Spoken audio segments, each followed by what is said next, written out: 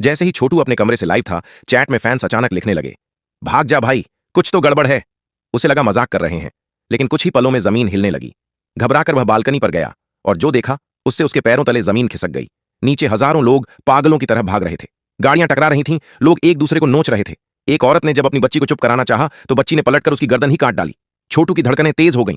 तभी दरवाजे के बाहर जोर जोर से चीखने और खटखट की आवाजें आने लगीं। डरते हुए उसने झांक कर देखा, बाहर कोई नहीं था।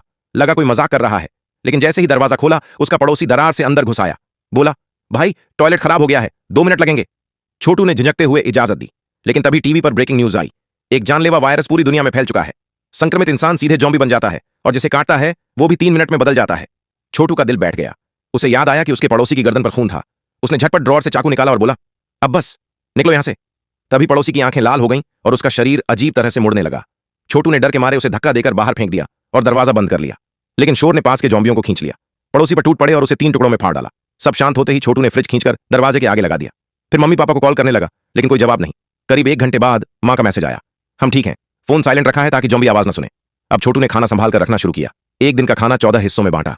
अगली सुबह उसने ड्रोन उड़ाकर बाहर का हाल देखा। हर जगह ज़ॉम्बी ही ज़ॉम्बी थे। रात को गोलियों की आवाज से उसकी नींद टूटी। देखा, एक महिला पुलिस वाली ज़ॉम्बियों से लड़ रही थी। गोलियां खत्म हुई और वह थम गई। छोटू चिल्लाया, भागो बहन जी, लेकिन वह बस उसे देखती रही और ज़ॉम्बी उसे घसीट ले गए। उसकी चीख सुनकर बाकी ज़ॉम्बी भी छोटू के दरवाजे तक आ गए।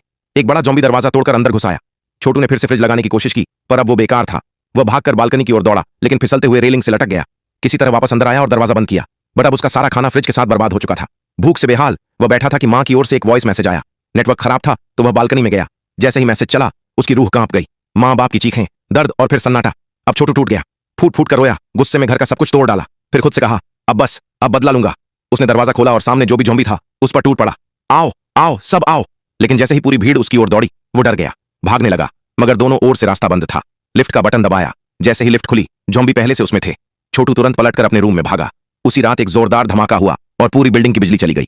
अब भूख और प्यास से बेहाल छोटू को लगा, बस अब अंत आ गया है। उसने फंदा तैयार किया,